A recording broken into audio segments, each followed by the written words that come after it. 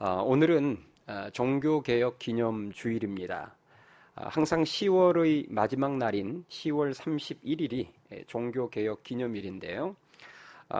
제 기억으로는 정확하지는 않습니다만은 제 기억으로는 지금으로부터 대략 한 8년 전쯤 그때부터 10월 31일을 서양 귀신 축제 날인 할로윈 데이로 우리나라에서 많이 홍보하면서 지키기 시작했습니다. 세상 사람들은 그럴 수 있죠. 10월 31일을 할로윈 데이로 홍대 앞에 가서 이 유흥을 즐기면서 또 이렇게 괴물 귀신 분장을 하면서 그렇게 즐길 수 있습니다. 세상 사람들은. 그러나 예수님을 믿는 성도들은 10월 31일을 할로윈 데이로 지키면 절대 안 됩니다. 자녀들을 데리고 할로윈 축제 같은 곳을 기웃거리면 크리스천들은 그렇게 하면 안 됩니다. 성경의 가르침대로 우리는 이방 문화, 세상의 타락한 문화를 항상 경계해야 되고 바른 신앙 교육을 자녀들에게 해줘야 될 줄 믿습니다. 그런데 만약에 부모가 앞장서서 할로윈 축제, 할로윈 행사한다고 만약에 자녀들을 분장시켜서 그런 데를 끌고 다니면 정말 부모로서 너무나 잘못된 행동을 하는 겁니다. 그래서 우리는 자녀들에게 10월 31일이 되면 이 날이 바로 종교개혁 기념일임을 자녀들에게 알려주며 그날이 갖는 의미를 가르치고 또 교육해 주어야 할 것입니다. 종교개혁 기념일은 우리 기독교인들에게는 너무나 의미가 있고 중요한 날입니다. 만일 중세시대 때 종교개혁이 없었다면 우리는 지금까지도 거짓에 속아서 구원 없는 삶을 살고 있을 것이기 때문입니다. 이 땅에 종교개혁이 일어난 지 어느덧 506년이라는 긴 시간이 지났습니다. 지금으로부터 506년 전인 1517년 10월 31일 당시 캐톨릭의 사제였던 캐톨릭의 신부였던 마틴 루터가 자신이 속해 있던 비텐베르그 성당 게시판에 중세 교회가 고쳐야 할 95개 조항들을 조목조목 내걸었던 이유는 당시 로마 캐톨릭이 진리의 말씀인 성경과는 너무도 다른 길을 걷고 있었기 때문입니다. 그래서 루터는 당시 자행되고 있었던 면죄부 판매를 비롯한 중세교회의 여러 가지 문제점들에 대해서 성경적이고 학문적인 토론을 하기 위해서 95개 조항을 내걸었는데 그 사건이 순식간에 불길처럼 번지고 커져서 우리가 아는 종교개혁이 된 것입니다. 당시 로마 교황청은 루터의 반박문에 성경적으로 답변을 해주거나 자신들의 잘못된 부분을 고치려 하기보다는 그 95개 조항 반박문을 내건 루터를 죽이려고 했습니다. 그리고 이 로마 교황청은 루터가 지적한 그 잘못된 부분을 고치려고 하지도 않았어요. 지금까지 고치지 않고 있습니다. 왜냐하면 로마 캐톨릭은 처음부터 잘못된 목적으로 만들어진 잘못된 종교 집단이었기 때문입니다. 예수님이 부활 승천하신 이후에 여러분 잘 아시는 것처럼 우리 사도 행전을 통해서 우리가 많이 보죠. 초대교회가 폭발적으로 부흥 성장했을 때 로마의 황제들은 그런 기독교인들을 대대적으로 핍박했습니다. 그럼에도 불구하고 로마 교황들이 기독교인들을 그렇게 핍박하고 짓밟았음에도 불구하고 기독교인들은 점점 더 늘어나자 주 313년에 콘스탄티누스 황제는 밀라노 칙령을 발표하면서 기독교를 공인해 주었습니다. 인정해 준 거예요. 그로부터 79년 후인 주 392년에 데오도시우스 황제는 그 기독교를 이제는 승인 정도, 공인 정도가 아니라 로마의 국교로 채택하게 됩니다. 이렇게 로마 황제들이 초창기 때에는 기독교를 핍박하다가 이렇게 나중에는 태도를 완전히 바꿔서 기독교를 인정해주고 심지어는 로마의 국교로까지 정했던 이유는 그 황제들이 예수님을 믿고 신앙이 좋아졌기 때문이 아니었습니다. 순수 정치적인 목적 때문이었어요. 당시 로마는 자신들이 정복한 여러 민족과 그들의 굉장히 다양한 종교들을 하나로 묶을 그런 통합 종교가 필요했었습니다. 당시 로마 교황이 꿈꾸던 것은 뭐냐면 하나의 정부, 하나의 종교였어요. 그래서 그 당시 아무리 핍박하고 짓밟아도 점점 더 부흥하고 확산되는 기독교를 이제는 통합 종교로 역이용하기로 계획을 바꾼 겁니다. 어차피 기독교의 확산을 막지 못할 바에는 그것을 국교로 정하고 그 기독교를 통해서 로마 제국 내에 있는 다양한 민족들의 그 다양한 종교들을 다 하나로 통합하기로 계획을 세운 거죠. 이때부터 기독교는 순수성을 잃게 되었고 기존의 로마 태양신을 비롯해서 로마가 이 태양신을 숭배했거든요. 로마가 섬기던 대표적인 신이 태양신입니다. 이 로마 태양신을 비롯해서 여러 이교도들의 신들과 잘못된 종교 의식들이 그때부터 기독교 안으로 대거 유입된 것입니다. 그렇게 만들어진 작품이 바로 로마 캐톨릭이에요. 그래서 로마 캐톨릭과 관련된 것을 보면 태양신을 나타내는 심볼들이 곳곳에 보이는데요. 자, 화면 한번 볼까요? 네. 자, 저거 여러분 십자가 보셨어요? 우리 기독교는, 우리 개신교는 저런 십자가를 절대 쓰지 않습니다. 그런데 로마 캐톨릭이 쓰는 십자가를 보면 종류가 굉장히 다양한데 그 중 하나가 바로 저 지금 화면에 나오고 있는 성광 십자가예요. 예. 지금 여러분 십자가에 뭐가 붙었죠? 방금 뭐가 붙어 있죠? 예. 태양이 붙어 있습니다. 태양을 상징하는 심볼이 붙어 있어요. 생각해 보세요. 십자가에 태양이 붙어 있을 이유가 없습니다. 맞죠? 그런데 십자가에다가 태양을 붙여놨어요. 태양을 상징하는 것을 붙여놨습니다. 왜 그럴까요? 로마 제국에 있던 사람들이 태양신을 섬기고 있었기 때문입니다. 하나의 종교로 통합하기 위해서는 그것들을 다 갖다가 붙여야 돼요. 하나로 만들어내야 됩니다. 자, 여러분 잘 아는 베드로 성당이 있죠. 그 유명한 베드로 성당 안에 가면 한번 봅시다. 사진을. 예, 저 베드로 성당 안에 가면 저 지금 여러분이 앞에 화면 정면에 보이는 게 뭘 상징하는 형상 같아요? 태양을 상징하는 형상입니다. 저게 바로 베드로 성당 내에 있는 제단이에요. 그냥 대놓고 이곳이 바로 태양신을 숭배하는 그냥 제단인 곳입니다. 또 당시 이교도들이 주로 섬겼던 신들이 여신들이 많았습니다. 이 여신을 섬기던 이교도들을 다 포용하기 위해서는 캐톨릭 안에도 그 여신을 대체할 만한 여자 신이 필요했어요. 그래서 예수님의 육신의 어머니인 마리아를 우상화했던 것입니다. 여자 신이 필요했어요. 네.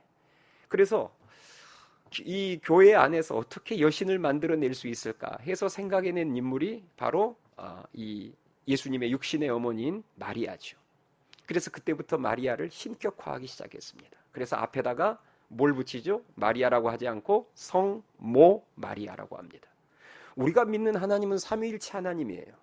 성부 하나님, 성자 예수님, 성령 하나님. 이 삼위일체 하나님만 저희들은 믿습니다. 아멘 하시죠? 그런데 캐톨릭은 여기다 하나를 더 붙였어요. 성모 마리아까지 붙였습니다. 여러분 성모 마리아 상은 여러분이 이 주위에 성당에 가잖아요. 어느 성당을 가든 성모 마리아 상이 세워지지 않는 성당은 없습니다. 다 이 성모 마리아 상을 세워놨어요. 그리고 성모 마리아 품 안에 갓난이 예수님이 항상 있습니다. 예수님은 항상 작게, 마리아는 됐다 크게. 예수님은 존재감이 없어요. 항상 마리아 상이 항상 정중앙에 제일 크게 자리 잡고 있습니다. 한번 우리 마리아 상 한번 보실래요? 저 사진이 제가 알기로는 명동성당 뒤뜰에 있는 사진으로 제가 알고 있는데 뭐 잘못 알 수도 있는데 아마 맞을 거예요. 저렇게 성당에 가면 이 뜰에 마당에 마리아 상이 세워져 있는데 자, 저 마리아 상 앞에서 이렇게 기도하는 저 신도의 모습 보이죠? 그러니까 마리아는 이미 중보자이자 신인 거예요. 그를 향해서 기도를 한다는 것은. 지금 여러분 성당에 가면 마리아 상 앞에 지금 이제 수능 시험일이 다가오면 엄청나게 많은 사람들이 촛불을 사다 그 앞에다 켜놓고 거기에서 빌면서 기도합니다. 흔하게 찾아볼 수 있어요. 자, 지금 마리아 상을 보면 마리아 상 아래 그 돌에 뭐가 새겨져 있어요. 자, 여섯 글자가 새겨져 있는데 뭐라고 새겨져 있어요? 성모 무염시태라고 새겨져 있습니다. 이것은 로마 캐톨릭이 믿는 교리 중에 하나예요. 성모 무염시태라는 교리는 어떤 교리냐면 성모 마리아는 태어날 때 원죄를 가지지 않고 태어났다는 교리입니다. 자, 성모 마리아를 신으로 삼고 성모 마리아가 중보자가 돼야 되니까 그들은 이런 억지 교리를 만들어냈어요. 성모 마리아는 원죄를 가지고 태어나지 않았다는 거예요. 심지어 그들은 거기에서 한술 더 떠서 원죄만 가지고 태어난 게 아니라 이 땅에 사는 날 동안에도 자범죄를 짓지 않았다고까지 주장합니다. 그들의 그 교리 문항에 그 문항이 들어있어요. 이런 사기가 없습니다. 어떻게 성모 마리아가 원죄가 없이 태어났으며 이 땅에 살면서 자범죄가 없었겠습니까? 불교에서 사용하는 염주도 카톨릭 안에 있습니다. 한번 볼까요? 사진 한번 띄워주세요. 아니 그거 말고요. 네. 아니요, 그 앞쪽으로. 네, 너무 많이 넘어갔어요. 앞쪽으로요. 네. 없어요? 네, 네. 사진 내려주세요. 네.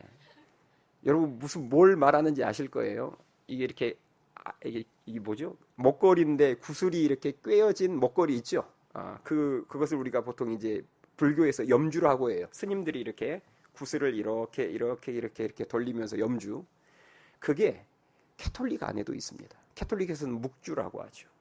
기도할 때에 그것으로 이제 내가 기도를 몇 번 했는지를 세는 거예요. 똑같은 기도문을 반복하면서 마리아여 우리에게 은총을 베푸소서 하나, 둘 하면서 이 묵주를 사용합니다. 그러니까 웬만한 다른 종교 안에 있는 종교 의식, 종교 상징물 모든 것들이 캐톨릭 안에 다 들어가 있습니다. 대부분 들어가 있어요. 이렇듯 중세시대 로마 캐톨릭은 정치적인 목적으로 모든 종교들을 통합하여 만들어진 종교 종합 선물 세트와 같은 종교입니다. 그래서 로마 캐톨릭의 가장 큰 특징이 뭘까요? 포용과 통합이에요. 로마 캐톨릭을 나타내는 그냥 그들의 성격을 나타내는 그냥 핵심 키워드는 뭐냐면 포용과 통합입니다. 다른 종교를 배척하지 않고 다 포용하고 통합해 버립니다. 그래서 예수님을 믿지 않는 세상 사람들의 관점에서 보자면 굉장히 배려심이 뛰어나고 신사적이고 융통성이 있는 종교로 보이죠.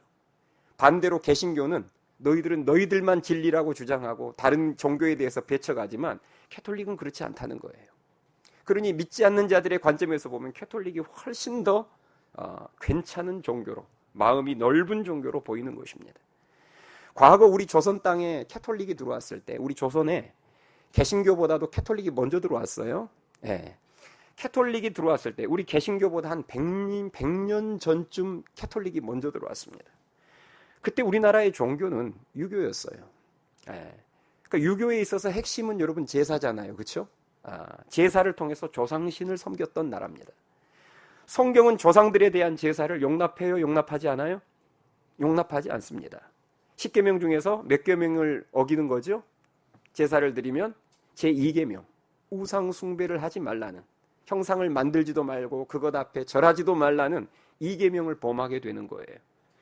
그런데 캐톨릭은 조선시대 때 이 땅에 들어와서 우리 조선 사람들이 조상신에게 제사를 드리는 것, 제사상이나 무덤 앞에 절하는 것 다 인정해 줬습니다.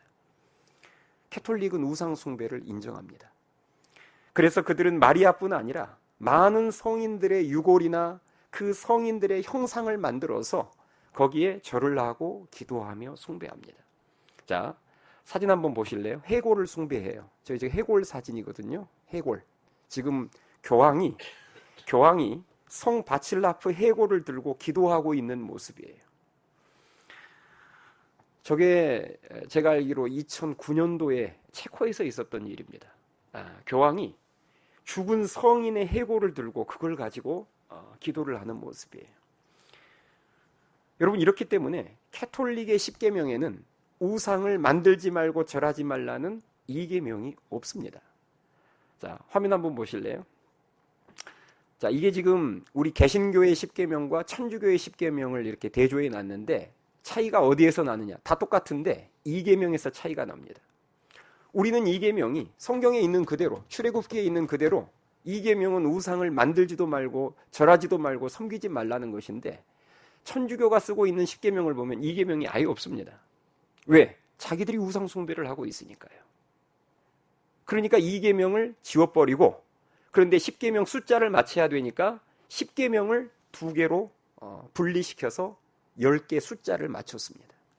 10계명을 10번째 계명을 2개로 나눠버린 거예요. 여러분, 이처럼 캐톨릭의 목표는 진리를 지키고 전파하는 것이 아니라 모든 종교들을 포용 통합하는 것입니다. 그래서 캐톨릭은 기독교가 아니고 그들의 교리는 성경과 너무너무 많이 다릅니다. 캐톨릭도 그것을 알아요. 자기들이 가르치는 교리가 이 성경과 너무 많이 다르다는 것을 캐톨릭도 압니다. 그래서 그들은 중세시대 때 성경을 성도들에게 주지 않았어요. 무슨 말인지 아시겠죠? 성경에서 말하고 있는 것과 자기들이 가르치고 있는 이것 거짓 교리들이 얼마나 다른지를 그들이 알았기 때문에 성도들에게 성경을 주지 않았습니다. 성도들이 정답을 알게 되면 자신들의 오답이 다 드러나기 때문에 성경을 중세시대 때 오직 사제들만, 신부들만 독점했고 성경의 번역과 보급을 철저하게 차단시켜버렸어요. 성경이 독일어나 영어로 번역되지 않도록 그들은 철저하게 막았습니다. 일반 신도들이 성경을 갖지 못하도록 했어요. 그게 우리가 얼마 전에 봤던 뮤지컬 더 북에서 말하고 있는 내용 중에 하나잖아요. 마틴 루터가 중세 교회의 잘못된 점을 알게 된 이유가 무엇이었을까요? 성경을 갖지 못하게 했는데 마틴 루터가 어떻게 중세 교회가 잘못됐다는 것을 알았을까요? 그는 성경을 가질 수 있는 사제였기 때문이었습니다. 루터가 성경을 읽다가 로마 캐톨릭의 가르침이 성경과 너무 많이 다르다는 것을 깨닫고 다시 우리가 성경 말씀으로 돌아가야 될 것을 외치기 시작했는데 그것이 우리가 아는 종교개혁이 되었고 이 종교개혁자들이 부패한 캐톨릭으로부터 떨어져 나와 거기서부터 개신교의 역사가 시작된 곳입니다. 캐톨릭이 기독교가 아닌 이유를 제가 이미 앞에서 몇 가지 말씀을 드렸는데 다시 한번 교리적으로 정리해 보겠습니다. 캐톨릭 교회는 사람이 구원받기 위해서는 끊임없이 선행을 실천해야 된다라고 가르칩니다. 성사들을 행해야 구원을 얻을 수 있다라고 주장을 해요. 행위 구원입니다. 그들이 주장하는 구원은 행위 구원이에요. 캐톨릭의 유명한 7가지 성사, 7성사가 있습니다. 여러분 아마 들어보셨을 거예요. 캐톨릭의 7성사. 세례성사, 견진성사, 성체성사, 고해성사, 병자성사, 신품성사, 혼인성사. 이런 7가지 성사를 행해야 구원이 있다고 가르칩니다. 마틴 루터가 젊은 날 캐톨릭의 가르침대로 정말 마틴 루터가 그들의 가르침대로 구원을 얻기 위해서 온갖 고행과 선행을 다 해봤어요. 로마에 있는 산타 스칼라라고 하는 성당 계단을 이 마틴 루터가 무릎으로 기어오르면서 기도문을 외우는 그 고행을 마틴 루터가 수없이 반복했고요. 신부에게 찾아가서 죄를 고하는 무슨 성사? 고해성사라고 하죠. 이 고해성사를 마틴 루터가 하루에 수차례씩 어떤 날은 20번 이상도 더 했다고 합니다. 그러니 고해성사를 받는 신부가 마틴 루터가 찾아오면 루터야 그만하라 이제 할 정도였다는 거예요. 또 구원을 받기 위해서는 기도를 많이 해야 된다라고 가르치니까 하루에 6시간 이상 기도한 적도 있었답니다. 그리고 그 유명한 면죄부 사건, 마틴 루터도 교황청의 가르침대로 자신의 죄사함 혹은 조상들의 죄사함과 구원을 위해서 돈 주고 면죄부를 산 거예요. 아무튼 그가 할 수 있는 모든 선행과 고행은 다 해본 거예요. 그래서 훗날 루터는 자신의 이러한 나날들을 회고하면서 고백하기를 만약 사람이 이런 선행과 수도 생활로 천국에 갈 수 있다면 나야말로 제일 먼저 천국에 갈 수 있을 것이다라고 말했습니다. 이렇게 아무리 루터가 선행과 고행을 해봐도 마음은 여전히 무거울 뿐이었어요. 구원에 대한 확신이 없었습니다. 그러다가 그의 인생의 전환점이 되는 위대한 발견이 있었으니 그것이 바로 로마서와의 만남입니다. 루터가 로마서 말씀을 읽다가 로마서 1장 17절 말씀, 복음에는 하나님의 의가 나타나서 믿음으로 믿음에 이르게 하나니 기록된 바 오직 의는 믿음으로 말미암아 살리라 함과 같으니라. 아멘.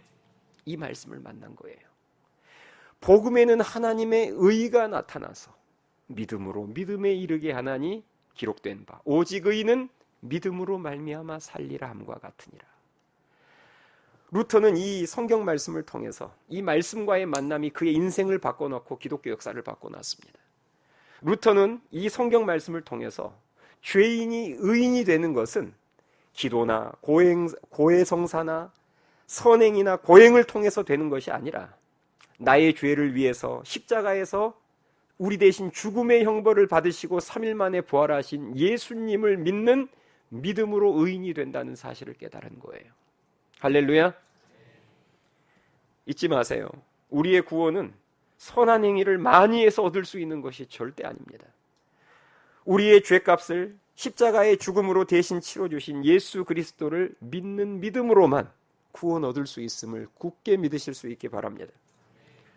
선한 행위는, 우리가 하는 선행, 선한 행위는 구원의 열매이지 구원의 조건이 될 수 없습니다. 두 번째로 카톨릭이 기독교가 아닌 이유는 우리와 성경관이 완전 다르기 때문입니다.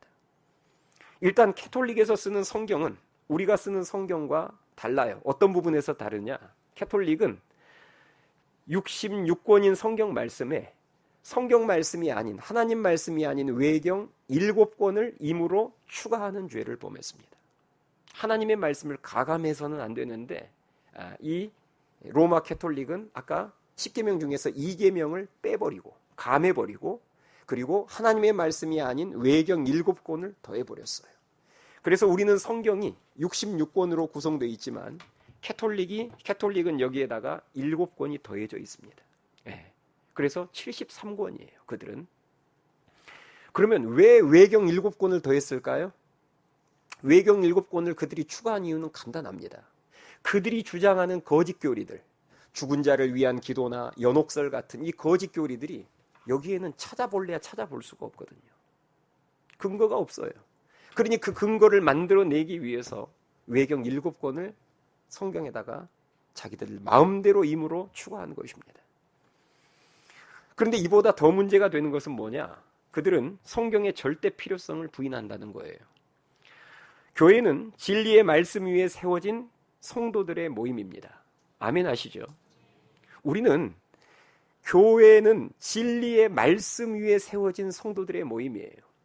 교회의 기초, 교회의 최고의 기준, 교회의 최고의 권위는 하나님의 말씀인 성경에 있음을 믿으실 수 있기 바랍니다.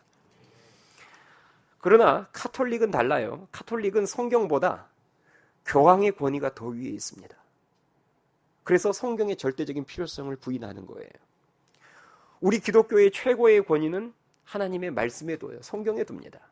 그러니까 아무리 대형교회 목사님이 이렇다라고 말해도 성경이 저렇다라고 말하면 목사님이 틀리고 성경이 맞는 거예요. 아멘 아시죠? 그런데 캐톨릭은 다릅니다. 최고의 권위가 교황의 말에 있어요. 성경이 이렇게 말하고 있어도 교황이 저렇게 말하면 저것이 정답인 거예요. 한 예로 동성애 같은 문제를 한번 생각해 봅시다. 성경이 동성애를 죄라고 정죄하고 있나요? 죄가 아니라고 말하고 있나요? 죄라고 정죄하고 있습니다. 그것은 하나님의 창조 질서에서 벗어난 죄라고 구약 성경에도 신약 성경에도 정확하게 기록이 되어 있어요. 그런데 올해 2023년 1월에 교황이 발언을 했어요. 자, 한번 화면 보실래요? 프란치스코 교황, 올해 초에 있었던 일입니다. 동성애는 범죄 아니야. 제가 인터넷 기사를 화면을 그대로 캡처한 내용이에요. 그냥 여러분들이 오늘도 예배 끝나고 집에 가셔서 교황 동성애 치면 막 기사들이 엄청나게 뜰 거예요. 여러분 한번 생각해 보세요. 성경은 동성애가 죄라고 말하고 있는데, 하나님은 동성애가 죄라고 말하고 있는데 교황은 동성애 죄 아니라는 거예요. 그러면 이 로마 캐톨릭 신도들은 그러면 죄가 아닌 거예요. 왜? 성경 말씀보다도 교황의 말이 더 권위가 위에 있기 때문입니다. 우리 개신교 성도들은 성경 무오를 믿습니다. 성경에는 오류가 없다. 아멘 하시죠? 그런데 로마 캐톨릭은 교황 무오예요. 교황의 말에는 오류가 없다는 것입니다. 또 캐톨릭과 개신교의 차이점을 보면 중보자가 다릅니다. 캐톨릭이 기독교일 수 없는 이유는 중보자가 다르기 때문이에요. 하나님과 우리 죄인 사이를 중보하는 중보자가 우리 기독교에는 단 한 분밖에 없습니다. 누구십니까? 예수 그리스도. 예수 그리스도 외에 어떤 중보자도 없습니다. 아멘 하시죠? 그런데 로마 캐톨릭에는 예수 그리스도 외에도 중보자가 많습니다. 그 대표적인 중보자가 바로 아까 앞서 말씀드린 성모 마리아예요. 그래서 로마 캐톨릭은 이단입니다. 디모데전서 2장 5절에 보니까 하나님은 한 분이시요 또 하나님과 사람 사이의 중보도 한 분이시니 곧 사람이신 그리스도 예수라. 아멘. 성경이 정확하게 말하잖아요. 하나님과 사람 사이의 중보가 둘이라고 성경이 말하지 않습니다. 한 분밖에 없대요. 근데 그분이 바로 그리스도 예수라는 것입니다. 예수님이 말씀하셨어요. 내가 곧 길이요 진리요 생명이니 나로 말미암지 않고서는 아버지께로 올 자가 있다 없다? 없느니라. 길은 하나밖에 없어요. 그런데 로마 캐톨릭의 교리는 중보자가 많습니다. 로마 캐톨릭은 대표적으로 마리아를 중보자로 만들기 위해서 아까 여러분들에게 말씀드렸죠. 성모 무염시태 교리를 가르칩니다. 마리아는 원죄도 없고 자범죄도 없고. 네. 여러분 이들은 천주교 이 신도들은요, 묵주, 아까 제가 말했죠. 묵주를 이렇게 돌리면서 이렇게 기도해요. 우리의 도움이신 마리아여, 우리를 위하여 비르소서. 습관처럼 그렇게 기도합니다. 심지어는 기도할 때 이 엄마 삼창을 해요. 여러분 인터넷 검색하면 나와요. 엄마 삼창. 마리아에게 기도를 한다는 거죠. 그래서 그분들은 우리는 주여 주여 주여 하거나 아버지 아버지 아버지 하잖아요. 이분들은 엄마 엄마 엄마. 여러분 유튜브 들어가서 엄마 삼창 치면 나올 거예요. 마리아를 향해서 기도하는 거예요. 엄마 삼창. 제가 처음에 이 이야기를 들었을 때 에이 설마. 근데 검색했더니 진짜 나와요. 엄마 삼창이. 캐톨릭이 마리아를 중보자이자 구원자로 믿게 하기 위해서 제정한 교리가 아까 마리아 무염시태설이 있다고 했죠. 그런데 여기에서 한술 더 뜹니다. 그래서 마리아가 죽지 않고 승천했다. 마리아 승천설이 있어요. 그렇게 가르칩니다. 그래서 사진 한번 보실래요? 이 마리아 승천 기념일이 있어요. 그날이 우리나라 광복절입니다. 8월 15일이 마리아 승천 기념일이에요. 네. 웃기지도 않아요. 뭐 대단하지도 않고 원래 그런 곳이니까. 네. 여러분 이들은 마리아를 통해서도 내 기도가 하나님께 올라갈 수 있다고 믿고 마리아를 통해서도 구원을 얻을 수 있다고 굳게 믿고 있습니다. 그래서 실제로 캐톨릭에서 사용하고 있는 찬미가들을 보잖아요. 그러면 마리아를 찬양하는 곡들이 굉장히 많습니다. 그리고 이들은 우상을 숭배해요. 우상 숭배는 제가 이미 앞에서 여러분들에게 아까 사진을 보여드리면서 말씀을 드렸었죠. 또 캐톨릭이 기독교가 아닌 또 하나의 이유는 인간에 의한 속죄가 이루어지기 때문입니다. 캐톨릭은 지금도 신자가 죄를 지으면 신부가 중재를 해줘야 속죄를 받을 수 있다라고 믿고 그렇게 행하고 있습니다. 그래서 그 방법이 제가 앞서 말씀드린 고해성사라는 방법이에요. 죄를 지으면 예수님의 이름으로 하나님께 기도를 올리는 게 아니라 그들은 죄를 지으면 신부님을 찾아갑니다. 신부님에게 사람에게 죄를 고백해요. 그러면 신부님이 그 죄를 듣고 처방을 내려줍니다. 그래서 처방이 각각 다 다르죠. 예를 들어서 죄가 크고 작음에 따라서 묵주기도를 몇 번 하십시오. 새벽 미사를 며칠 드리십시오. 아니면 헌금을 어떻게 하십시오. 자선행위를 어떻게 하십시오. 아니면 성당 청소를 하십시오. 다양한 그런 속죄의 방법들, 그런 과제들을 줍니다. 그렇게 하면 죄가 사해진다는 거예요. 이런 캐톨릭의 교리들은 성도가 하나님께 직접 나아가는 길을 막고 있고 예수 그리스도의 보혈의 공로를 잊게 만듭니다. 죄의 값을 자신이 지불하는 형태이기 때문에 예수님의 보혈의 공로가 사라지게 되는 거예요. 잊지 마십시오. 우리는 이제 예수 그리스도의 보혈의 공로로 말미암아 죄인인 우리가 직접 하나님께 나아가서 죄를 아뢰고 용서받을 수 있는 길이 열렸음을 믿으실 수 있기 바랍니다. 중간에 어떤 신부도 어떤 목사도 가운데 낄 수가 없어요. 마지막으로 캐톨릭이 기독교가 아닌 또 하나의 이유는 미신적인 행위가 너무 많기 때문입니다. 캐톨릭에는 성체성사라는 게 있습니다.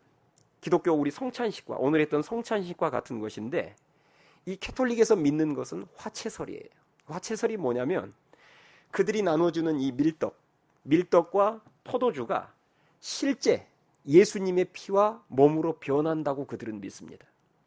우리는 그 포도주와 오늘 우리가 나눴던 떡이 예수님의 몸과 피를 상징하는 것이다. 이렇게 우리들은 믿고 성찬식에 참여하는데 그들은 그게 진짜 예수님의 살과 피로 변한다라고 믿고 있어요. 그것이 화채설입니다. 그래서 그 나눠주는 밀떡과 포도주를 마시면 그게 진짜 예수님의 피와 몸이기에 그것을 먹으면 과거의 모든 죄로부터 죄를 씻어주고 그것이 앞으로도 죄를 짓지 않도록 보호해주는 능력까지 있다고 그들은 믿습니다. 그것을 먹으면. 이게 여러분 바로 신비주의입니다. 여러분, 우리 안에서 우리를 죄로부터 보호해주는 게 뭘까요? 그것은 생명의 말씀인 줄 믿습니다. 내가 범죄치 아니하려 하여 주의 말씀을 내 마음에 두었나이다예요. 우리 마음속에 말씀을 둘 때 말씀이 우리를 죄로부터 보호해주는 것이지 무슨 포도주 한 잔 마시고 거기 신부들이 나눠주는 밀떡 하나 먹는다고 그것이 무슨 효력이 발생해서 뭐 죄를 짓지 않게 해주고 죄를 싹 없애주고 그러지 않습니다. 또 여러분 로마 캐톨릭에는 마리아 메달이라는 게 있어요. 한번 보실래요? 사진. 마리아 메달 저렇게 생겼어요. 캐톨릭 성구 판매하는 곳에 가면 이렇게 앞뒷면 모양이 다르게 해서 기적의 메달이라고 부릅니다. 캐톨릭 신자들은 이 메달을 목에 걸거나 가슴 부분에 이렇게 배지처럼 여기다가 이렇게 착용하기도 하는데 왜 됐습니다.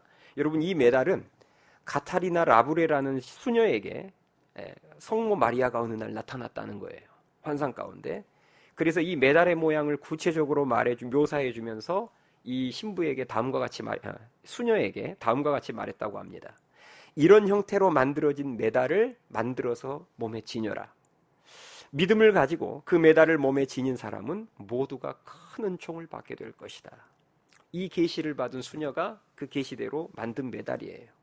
그래서 캐톨릭 신도들은 저 메달을 사서 목에 걸고 다니거나 배지로 차고 다닙니다. 그러면서 이걸 차고 있으면 메고 있으면 이거 큰 하나님의 은총을 받게 될 것이라고 믿는 거예요. 이게 여러분 다 신비주의입니다.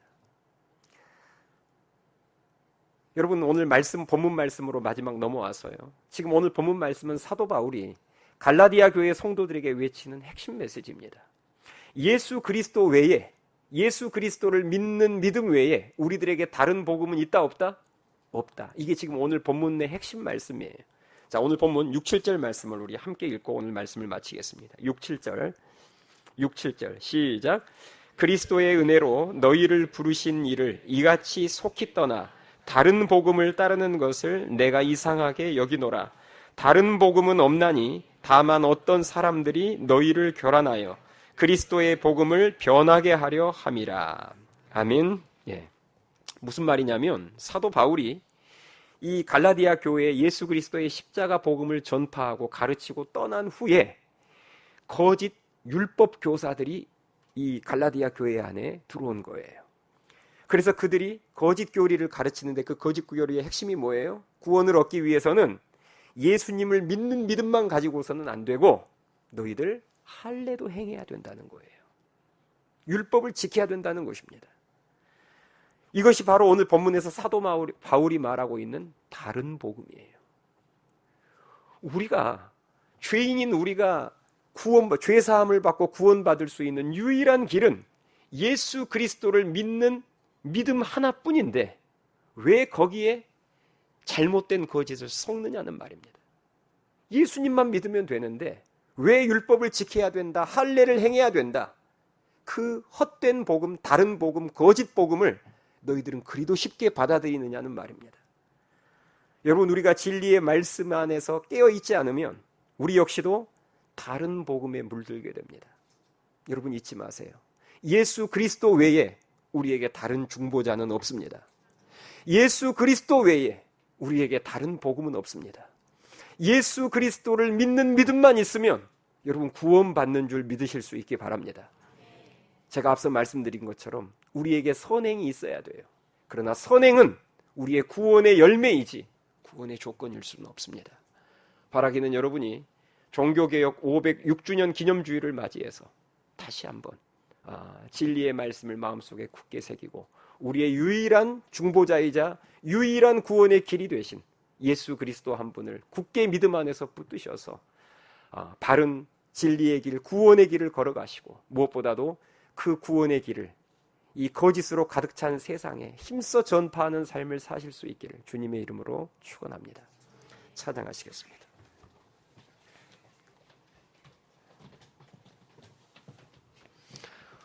우리의 유일한 중보자가 되시고 유일한 구원의 길이 되신 하나님의 어린 양 예수 그리스도를 찬양합시다.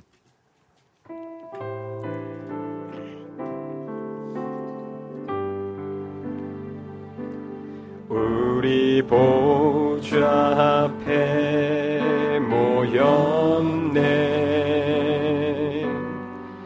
함께 주를 찬양하며 하나님의 사랑 그 아들 주셨네. 그의 피로 우린 구원받았네. 십자가에서 쏟으신 그 사랑 강같이 온 땅에 흘러 각 나라와 족속 백성 방언에서 구원받고 주 경배드리네.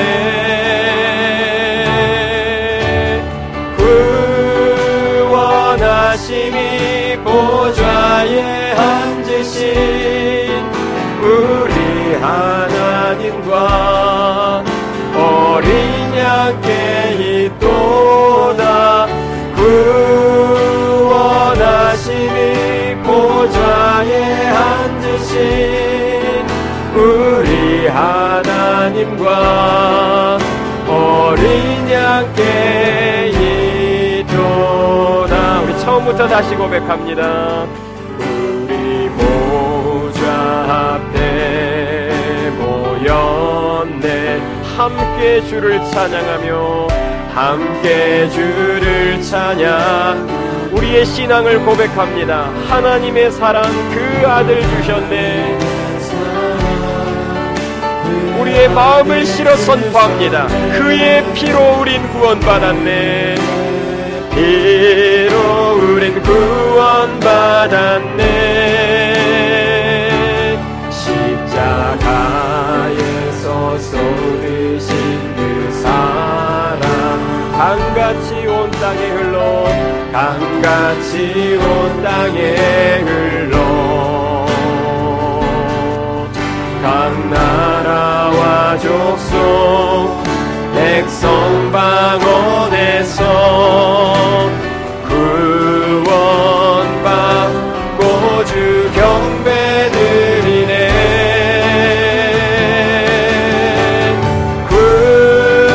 구원하심이 보좌에 앉으신 우리 하나님과 어린 양께 있도다. 구원하심이 보좌에 앉으신 우리 하나님과 어린 양께 구원하심이 보좌에 앉으신